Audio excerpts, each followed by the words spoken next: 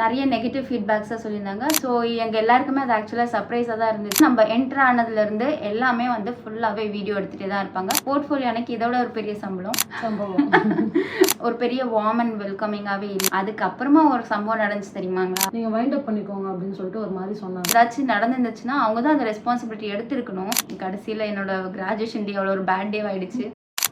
Hi, this is Anita Trivedi. Welcome to my channel. So இது வரைக்கும் நான் 3 லாங் வீடியோஸ் போட்டிருப்பேன். அந்த 3 லாங் வீடியோஸ் நீங்கள் பார்க்கல அப்படின்னா லிங்க் கொடுத்துருக்கேன், கண்டிப்பாக போய் பாருங்கள். ஃபர்ஸ்ட் வீடியோவில் என்ன சொல்லியிருப்பேன்னா அஷ்மிதா மேக்கர் ஆர்டிஸ்ட் ஏன் சூஸ் பண்ணேன் அண்ட் எவ்வளோ செலவாச்சு அப்படின்ற டீட்டெயில்ஸ் கொடுத்துருப்பேன். செகண்ட் வீடியோவில் ஹேர் ப்ராடக்ட்ஸான டீட்டெயில்ஸ் கொடுத்துருக்கேன். அண்ட் தேர்ட் வீடியோவில் மேக்கப் ப்ராடக்டான டீட்டெயில்ஸ் கொடுத்துருக்கேன். அண்ட் லாஸ்ட்டான வீடியோவில் என்ன சொல்லியிருந்தேன்னா நெக்ஸ்ட் வீடியோவில் என்னோட ஹானஸ்டான review and feedback about Ashmita maker artist கொடுக்குறேன்னு சொல்லியிருந்தேன். அந்த ரிவ்யூ கொடுக்கறதுக்காக தான் ஸ்பெஷலாக என்னோட ஃப்ரெண்ட் வந்திருக்காங்க, என்னோட பேட்ச்ல படிச்ச சந்தியா அப்படி சொல்லிட்டு. ஸோ அவங்களோட எக்ஸ்பீரியன்ஸையும் இன்னைக்கு அவங்க ஷேர் பண்ண போறாங்க. அதுக்கு முன்னாடி நான் வந்து ஓவராலா நான் என்னோட எக்ஸ்பீரியன்ஸை பத்தி சொல்றேன். அதுக்கப்புறம் அவங்களுக்கு என்ன நடந்துச்சு அவங்களோட ஃபீட்பேக்கை பத்தியும் கேளுங்க. ஸோ இந்த ரிவ்யூ பாத்தீங்கன்னா நாங்க எங்களோட எக்ஸ்பீரியன்ஸ் தான் நாங்க ஷேர் பண்ணியிருக்கோம். இது யாரை பத்தியும் நெகட்டிவிட்டி பரப்படுத்தவோ அந்த மாதிரிலாம் இது கிடையாது. எங்களுக்கு தோணுது நாங்க சொல்லிட்டோம், அவ்வளவுதான். ஸோ தட் ஃபியூச்சர்ல எல்லாருக்கும் அது யூஸ்ஃபுல்லா இருக்கும். பிகாஸ் ஒர்க் ரிலேட்டட் நான் கண்டிப்பா எந்த குறையும் சொல்லவே மாட்டேன். அண்ட் ஒர்க் ரொம்ப நல்லாவே கத்துக்கலாம். அவங்களோட டெக்னிக்ஸ் இப்போ வரைக்குமே எனக்கு அவங்களோட டெக்னிக்ஸ் எனக்கு பிடிக்கும். நான் அவங்க கிட்ட இருந்து நிறைய கத்துக்கிட்டேன். ஆக்சுவலி அங்க கத்துக்கிட்டு வந்ததுனால நான் வெளியே இங்க நிறைய டெக்னிக் நான் பார்த்த உடனே நல்லா ஐடென்டிஃபை பண்ணி கத்துக்க முடியுது. ஸோ நிறைய பாசிட்டிவ்ஸும் இருக்கு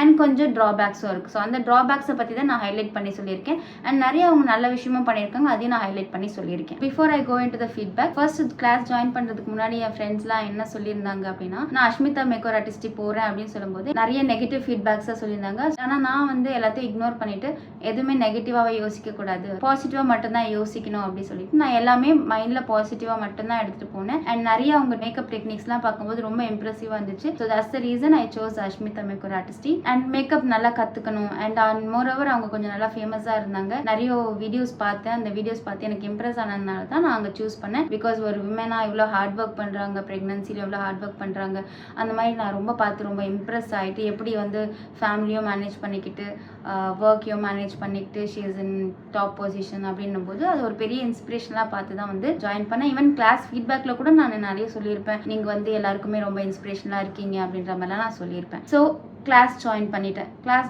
ஜாயின் பண்ணதுக்கப்புறம் ஃபர்ஸ்ட் ஹாஃப் ஃபுல்லாக வந்து எங்களுக்கு பர்சனாலிட்டி டெவலப்மெண்ட் கிளாஸ் நடந்துச்சு. ஸோ அஷ்மிதா வரமாட்டாங்க அப்படின்ற மாதிரி தான் எங்களுக்கு சொல்லியிருந்தாங்க. பட் ஆனால் சர்ப்ரைஸாக அவங்க வந்தாங்க. ஸோ எங்கள் எல்லாருக்குமே அது ஆக்சுவலாக சர்ப்ரைஸாக தான் இருந்துச்சு அவங்க செகண்ட் ஹாஃபில் வந்தது. ஸோ செகண்ட் ஹாஃப் வந்தாங்க அண்ட் வி மெட், நிறைய பேசணும், நிறைய வந்து எல்லாருமே ஒரு அவங்களோட தாட்ஸை ஷேர் பண்ணாங்க, எப்படி கிளாஸ் ஜாயின் பண்ணாங்க அது எல்லாத்தையுமே ஷேர் பண்ணிட்டாங்க. ஸோ அதுக்கப்புறம் கிளாஸ் ஸ்டார்ட் ஆக ஆரம்பிச்சிச்சு. So most of the days எங்களுக்கு வந்து நிறைய ஹேர் ஸ்டைலிங் எங்களுக்கு நிறைய சொல்லி கொடுக்கறதுனால மோஸ்ட்லி வந்து பாத்தீங்கன்னா திவ்யாவோட கிளாஸஸ் தான் நிறைய இருக்கும். அண்ட் எங்களுக்கு 6 மேக்கப் டெக்னிக்ஸ் சொல்லி கொடுத்தாங்க. மேக்கப் டெக்னிக்ஸ் சொல்லி கொடுக்குற அன்னைக்கெல்லாம் மட்டும் அஷ்மிதாவோட கிளாஸஸ் இருக்கும். மற்ற டைம்ல வந்து பாத்தீங்கன்னா மார்க்கெட்டிங் ஸ்ட்ராட்டஜி சொல்லி கொடுத்தாங்க, எப்படி வீடியோஸ் எடிட் பண்ணணும் அப்படின்ற மாதிரிலாம் சொல்லி கொடுத்தாங்க. இன்ஸ்டாகிராம்ல எப்படி அக்கௌண்ட் கிரியேட் பண்ணி என்ன மாதிரி பூஸ்ட் பண்ணணும் எல்லா டீட்டெயில்ஸுமே எங்களுக்கு சொல்லி கொடுத்தாங்க. ஸோ அது ஒரு 1 டே செஷன் மாதிரியே போயிடுச்சு எங்களுக்கு. மீதி டேஸ் எல்லாம் பாத்தீங்கன்னா hair styling and sorry tripping. அதுக்கப்புறமா நடுவில் எங்களுக்கு ஒரு ஹாஃப் டே லீவ் கொடுத்தாங்க. இதை பார்த்தீங்கன்னா 16 டேஸ் கிளாஸ் பிளான் பண்ணாங்க. பட் 1 டே எக்ஸ்ட்ராவா எடுத்துக்கிட்டு நடுவில் ஒரு சண்டே ஹாலிடே இருந்துச்சு, அந்த சண்டேவும் வர சொல்லி நாங்கள் 17 டேஸ் கிளாஸாக வந்து முடிச்சாங்க. அதுக்கு நடுவில் ஒரு ஹாஃப் டே எங்களுக்கு லீவ் கொடுத்தாங்க. ஸோ தட் நாங்கள் வந்து எங்களோட போர்ட்ஃபோலியோக்கு மாடலுக்கு க்ளோஸ் சூஸ் பண்ணுறதுக்கு, அதுக்கப்புறமா ஜுவல்லரிஸ் வந்து போய் புக் பண்ணுறதுக்கு எல்லாத்துக்கும் ஒரு ஹாஃப் டே எங்களுக்கு டைம் கொடுத்தாங்க. ஸோ நாங்கள் எல்லாரும் ஷாப் பண்ணுறதுக்காக அது யூஸ்ஃபுல்லாக இருந்துச்சு. அண்ட் அப்புறம் பார்த்தீங்கன்னா அவங்க சொல்லிக் கொடுத்த டெக்னிக்ஸ் எல்லாமே ரொம்ப பொறுமையா சொல்லி கொடுத்தாங்க. நம்மளுக்கு எங்க क्वेश्चंस இருந்துச்சாலும் எங்க டவுட் இருந்துச்சுனாலும் நம்ம क्वेश्चंस கேட்டா அவங்க எப்பவுமே ஆன்சர் பண்ணுவாங்க. நெக்ஸ்ட் திங், ஃப்ரம் டே 1 நம்ம என்டர் ஆனதுல இருந்து எல்லாமே வந்து ஃபுல்லாவே வீடியோ எடுத்துட்டே தான் இருப்பாங்க. So it is all covered in video. So most of the time நாங்கள் ப்ராக்டிஸ் பண்ணும்போது கூட நடுவில் வந்து வீடியோ எடுப்பாங்க. So it's not like 24/7 videos இல்லை. பட் எப்பவுமே அஷ்மிதா கிளாஸ் எடுக்கும்போது வீடியோ கவரேஜ் இருந்துட்டே தான் இருக்கும். அஷ்மிதா வந்து ஒரு ஃபீட்பேக் கொடுத்தாலும் ஒருத்தவங்களுக்கு டவுட் கிளாரிஃபை பண்ணாலும் எனி டைம் வந்து வீடியோ கவரேஜில் தான் இருக்கும். ஸோ இதுக்கப்புறம் இன்னொரு நல்ல விஷயம் அப்படி என்னன்னு பார்த்தீங்கன்னாக்கா, ஒரு நாளைக்காச்சும் நீங்கள் கிளாஸ் மிஸ் பண்ணிட்டாலோ இல்லை ஏதாவது ஒரு டெக்னிக் நீங்கள் கற்றுக்கிட்டது உங்களுக்கு புரியல அப்படின்னாலும் நீங்கள் வந்து நெக்ஸ்ட் பேட்ச்ல போய் அதே டெக்னிக்கோ இல்லை அதே கிளாஸை நீங்கள் அட்டென்ட் பண்ணுறதுக்கு அவங்களுக்கு ரெக்வஸ்ட் பண்ணாங்கன்னா அவங்க அக்செப்ட் பண்ணி அவங்க நம்ம எனி டைம் எந்த பேட்ச்ல இருந்தாலும் உங்களுக்கு எப்போ டவுட் இருந்தாலும் you have the access to the class. எப்போ வேணாலும் நீங்கள் போயிட்டு கற்றுக்கலாம் அப்படின்ட்டு ஒரு நல்ல ஒரு ஆப்ஷன் கொடுத்துருந்தாங்க. ஸோ இதுக்கு நடுவில் ஒரு நாளைக்கு என்ன ஆச்சுன்னா 2 days before my portfolio class எனக்கு வந்து உடம்பு சரியில்லாமல் ஆயிடுச்சு. ஸோ அதனால் நான் ஃபீவராக இருக்குன்னு சொல்லிட்டு ஹாஃப் டே நான் கிளம்புறதுக்கு நான் கேட்டிருந்தேன். அன்றைக்கி ரியல் ஹேர் ப்ராக்டிஸ் இருந்ததுனால நிறைய பேர் ஆல்ரெடி ரீசன் சொல்லிட்டு கிளம்பிட்டாங்க. நான் போய் கேட்கும்போது இல்லை உங்களோட ப்ராக்டிஸ் பண்ணி முடிச்சுட்டு நீங்கள் கிளம்பிடுங்க அப்படின்னு சொன்னாங்க. நான் அப்புறம் ப்ராக்டிஸ் பண்ணிக்கிறேன், நான் மட்டும் கிளம்பிடுறேன் அப்படின்னு சொன்னேன். அதுக்கு ஓகே சொல்லிட்டாங்க. சரி ஓகே, நானும் கீழே போய் படுத்துட்டேன். எப்படி எழுந்துக்கும் போது இங்கே தலையில் டம்மான்னு இடிச்சுக்கிட்டேன். அதுக்கப்புறமா நான் சொன்னேன் என்னால் முடியல. அதுக்கப்புறம் ஆக்சுவலாக வாமிட்லாம் பண்ணிட்டேன். இது வந்து ஜுரத்தினால வாமிட் வந்துச்சா தலை இடிச்சதுனால வாமிட் வந்துச்சான்னு தெரியல. சரி டாக்டர் உடனே போய் பார்க்கணும் அப்படின்னு சொல்லிட்டு நான் அங்கேருந்து உடனே கிளம்பிட்டேன். ஸோ அதுக்கப்புறம் என்ன ஆச்சுன்னா போர்ட்ஃபோலியோ அன்னைக்கு இதோட ஒரு பெரிய சம்பவம் ஓகே என்னன்னா நாங்கள் போர்ட்ஃபோலியோ வந்து பிஸியாக வந்து மாடலுக்கு மேக்கப் பண்ணிட்டு இருப்போம். மேக்கப் பண்ணிட்டு அவங்களுக்கு சாரீ ட்ரேப் பண்ணணும். ஸோ ஒரு மாதிரி ஹெக்டிக்காக போயிட்டு இருந்துச்சு. என்னோட மாடலுக்கு என்ன பண்ணேன், நான் மேலே போயிட்டு சாரீ ட்ரேப் பண்ணணும். ஸோ மேலே போய் சாரீ ட்ரேப் பண்ணிட்டு நான் வரேன். மாடியில் இருக்க டோர் பார்த்தீங்கன்னா எப்போவுமே ஓப்பனில் தான் இருக்கும். அது ஒரு கிளாஸ் டோர் அப்படின்றது அது transparent class door. But any time பார்த்தீங்கன்னா நாங்கள் ரெஸ்ட் ரூம்லாம் மேலே தான் போய் யூஸ் பண்ணுவோம் செகண்ட் ஃப்ளோரில். ஸோ அந்த ரூம் எப்போவுமே வந்து ஓப்பனில் தான் இருக்கும். என்னோட மாடலுக்கு சாரீ ட்ரேப் பண்ணிட்டு அவங்களுக்கு என் மாடலுக்கு ஃபுட் ஆர்டர் பண்ணியிருந்தேன். அது டெலிவரி வாங்கிறதுக்காக அவசரமாக இப்படி ஓடி வந்து அந்த கிளாஸ் டோர் இருக்கிறதே தெரியாமல் நான் அப்படியே வந்து தலையில் டம்மான்னு அடிச்சுட்டு தலை மூக்கு வாய் எல்லாமே அடிச்சுட்டு அப்படியே பிளாக் அவுட் ஆகிட்டு உட்காந்துட்டேன். ஸோ அதுக்கப்புறம் என் மாடல் தான் வந்து ஜூஸ்லாம் ஆர்டர் பண்ணி கொடுத்தாங்க. ஸோ அப்புறமா அங்கே இருந்தவங்கலாம் வந்து என்னை பார்த்துக்கிட்டாங்க. நிறைய பேர் என்ன ஆச்சுன்னு எனக்கு பல்லாம் ஆட ஆரம்பிச்சிச்சு. எனக்கு பயம் வந்துருச்சு. ஐயோ அவ்வளோதான் ஆல் அவுட்டுன்னு நினச்சிட்டேன்.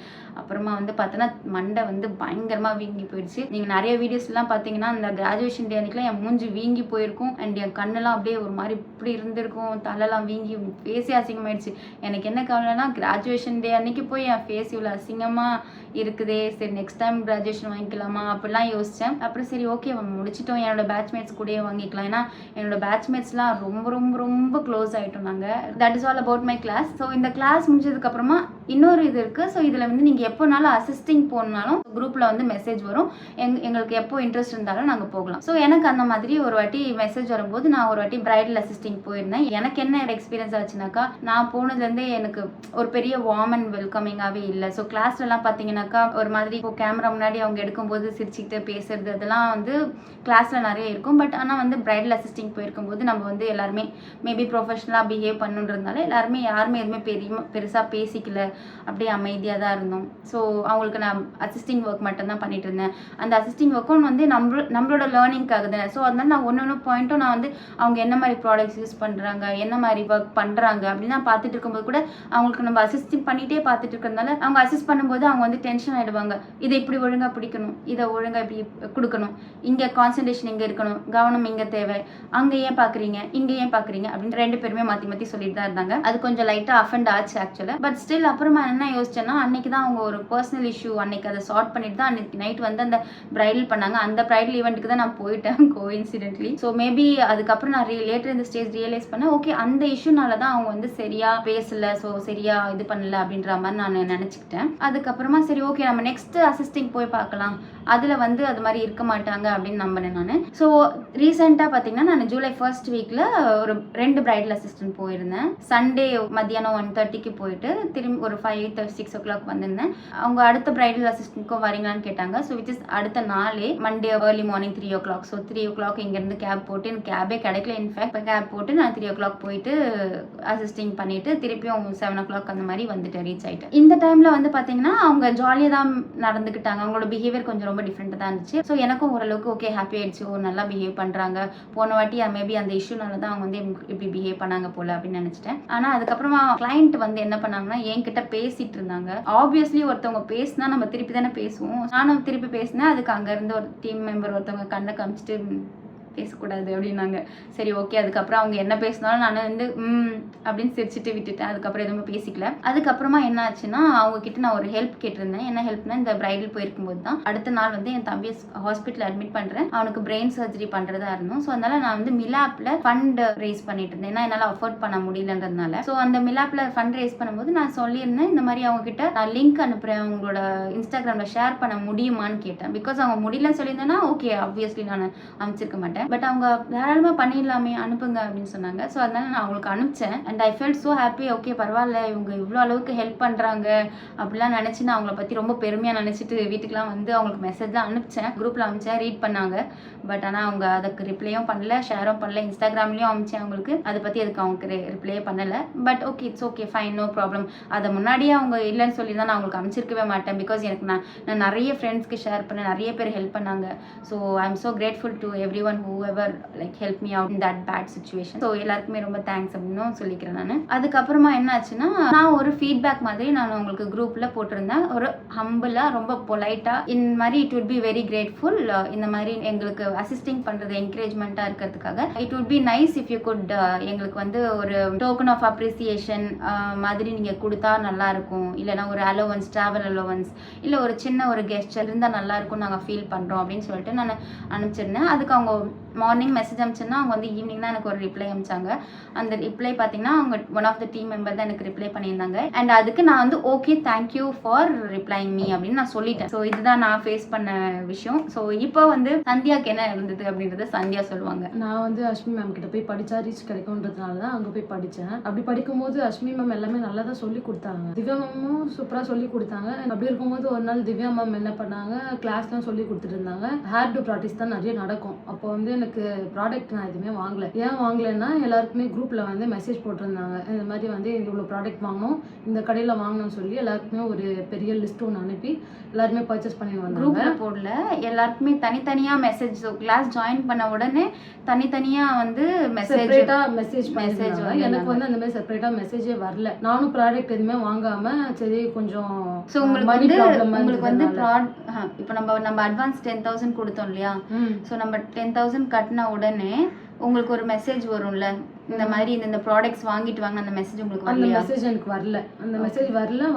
வராததுனால எல்லாரும் வாங்கிட்டு வந்துட்டாங்க. அவங்களுக்குலாம் மெசேஜ் போயிருக்கும் போல, அதனால எல்லாருமே வாங்கிட்டு வந்துட்டாங்க. இதெல்லாமே திவ்யா மேம் வந்து வாட்ச் பண்ணியிருப்பாங்க போல, எனக்கு தெரியாது. அவங்க திவ்யா மேம் என்ன பண்ணாங்க, அவங்கள வர சொல்லுங்க அப்படின்னு சொல்லி கூப்பிட்டாங்க. நான் போனேன்.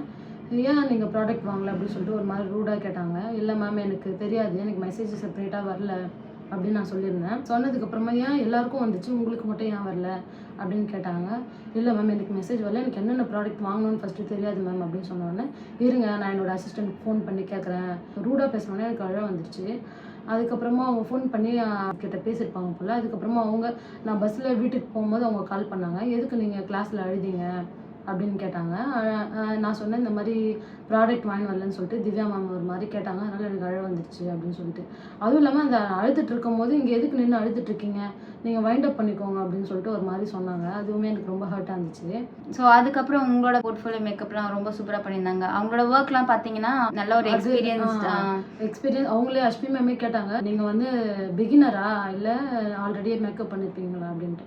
இல்லை மேம் இதுதான் என்னோட ஃபர்ஸ்ட் போர்ட்ஃபோலியோ அப்படின்னு சொன்னேன். ட்ரெஸ்ஸுக்கு நாங்கள் தான் பே பண்ணோம், அப்புறம் மாடலுக்கும் நாங்கள் தான் பே பண்ணோம், ஜுவல்ஸுக்கும் நாங்கள் தான் பே பண்ணோம், அப்புறமா டம்மிக்கும் நாங்கள் தான் பே பண்ணோம். இந்த மாதிரி எல்லாத்துக்குமே நாங்கள் தான் பே பண்ணோம். எனக்கு தெரியாது எவ்வளோ அமௌண்ட் கொடுத்து படிக்கணுன்றது.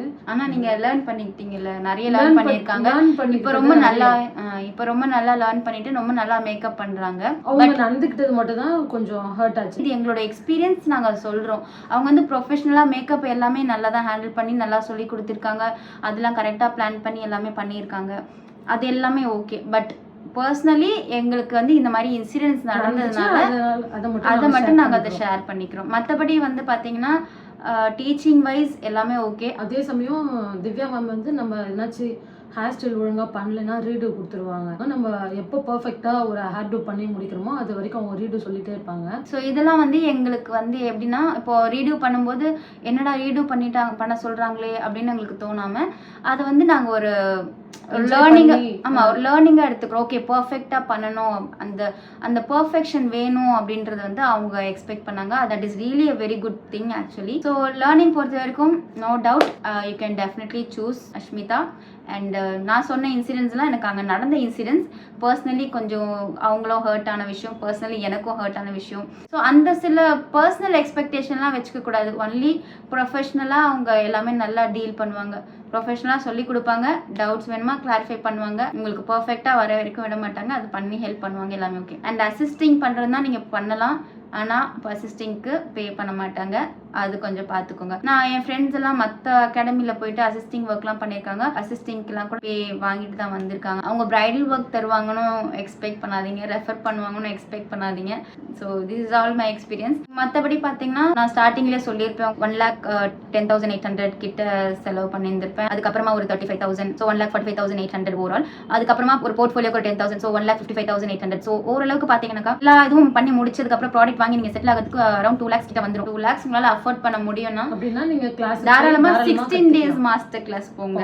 16 days மாஸ்டர் கிளாஸ் நாங்க பேசுறது. ஸோ 7 weeks மாஸ்டர் கிளாஸ் கண்டிப்பா இதை விட அதிகமாக தான் இருக்கும். இப்போ நான் பேசுறது ஃபுல்லாமே about 16 days master class which includes only saree draping, hair styling and makeup techniques and மற்ற விஷயம் லைக் வீடியோ எடிட் பண்றது, marketing strategy, personality development plus for half day அவ்வளோதான். ஸோ இதை வந்து ஒரு ஃபீட்பேக் நான் உங்ககிட்ட கொடுக்குறது. மேபி இதை ஒரு ஃபீட்பேக்காக எடுத்து கூட ஃபியூச்சரில் அவங்களோட அசிஸ்டன்ஸ் கிட்டயோ இல்லை மற்றவங்க கிட்டயோ நடந்துக்கிற விதத்தை மேபி அவங்களும் மாற்றிக்கலாம். அங்கே நடந்த எக்ஸ்பீரியன்ஸ் தான் நாங்கள் ஷேர் பண்ணியிருக்கோம். So that it will reach out to people. So இதெல்லாம் உங்களுக்கு பிடிச்சிருந்துச்சுன்னா நீங்கள் போய் ஜாயின் பண்ணுங்கள். கண்டிப்பாக நீங்கள் நிறைய லேர்ன் பண்ணிட்டு வரலாம். பிகாஸ் டெக்னிக்ஸ் தான் ரொம்ப முக்கியம். நீங்கள் டெக்னிக்ஸ் லேர்ன் பண்ணுறது அந்த லேர்னிங் வைஸ் நீங்கள் சூப்பராக கற்றுக்கலாம். ஆனால் ப்ராடக்ட் எல்லாமே மறக்காமல் வாங்கிட்டு போயிடுங்க. இது என்னோட திரும்ப நான் சொல்லுவேன். இதுதான் எங்களோட எக்ஸ்பீரியன்ஸ். அண்ட் இன்னைக்கு அவங்க ஸ்பெஷலாக வந்து எனக்காக அவங்களும் ஃபீட்பேக் கொடுக்கணும் அப்படின்னு சொன்னதுனால ரொம்ப ரொம்ப தேங்க்யூ ஃபார் கமிங். அண்ட் இது மாதிரி ரிவ்யூ வீடியோ என்னோட யூடியூப் சேனலுக்காக எடுக்கிறேன் அப்படின்னு அவங்க கிட்ட நேற்று தான் பேசினேன். நானும் அவங்க கூட சேர்ந்து வீடியோ எடுக்கிறேன் அப்படின்னு சொல்லிட்டு சொன்னாங்க. அதனால அவங்க வந்ததுக்கு ரொம்ப ரொம்ப ரொம்ப happy. Keep supporting our channel. And உங்களுக்கு யாருக்காச்சும் மேக்கப் பண்ணணும்னு ரொம்ப ஆசை, ஆனால் எங்களால் அஃபோர்ட் பண்ண முடியாது, இவ்வளோதான் அஃபோர்ட் பண்ண முடியும் அப்படின்னு நீங்கள் நினைக்கிறீங்க அப்படின்னா, இது ஏதாச்சும் பிரைடல் ஈவெண்ட்டோ இல்லை வேற ஏதாவது ஈவெண்ட்டுக்கோ உங்களுக்கு மேக்கப் பண்ணணும் அண்ட் வித் அஃபோர்டபுள் ப்ரைஸில் பண்ணணும் அப்படின்னு நினச்சிங்கன்னா எங்களோட சேனலில் காமெண்ட் பண்ணுங்க. சென்னையில் இருந்தீங்கன்னா எங்களால் ஈஸியாக வர முடியும். மற்ற ஊரில் இருந்தால் we will try our best. இல்லை நீங்கள் சென்னை வந்தாலும் சொல்லுங்கள், we will do it. முக்கியமான விஷயம், இந்த வீடியோ இது வரைக்கும் நீங்கள் வாட்ச் பண்ணிட்டு இருக்கீங்க ஆனால் சப்ஸ்கிரைப் பண்ணலை அப்படின்னாக்கா கண்டிப்பாக சப்ஸ்கிரைப் பண்ணுங்கள், லைக் பண்ணுங்கள் அண்ட் உங்களோட ஃப்ரெண்ட்ஸ் அண்ட் ஃபேமிலிக்கு ஷேர் பண்ணுறேங்க. உங்களுக்கு ஏதாச்சும் டவுட் இருந்துச்சுன்னா நீங்கள் காமெண்ட் பண்ணுங்கள், நான் கண்டிப்பாக ரிப்ளை பண்ணுறேன். அண்ட் என்னோட இன்ஸ்டாகிராம் லிங்க் கொடுத்துருக்கேன். ஏதாச்சும் டவுட்னா கூட எனக்கு மெசேஜ் பண்ணலாம். ஸோ நெக்ஸ்ட் வீடியோவில் நம்ம மீட் பண்ணலாம். அது வரைக்கும் உங்ககிட்ட இருந்து விடைபெறுவது உங்கள் அனிதா டுவிட். பாய்.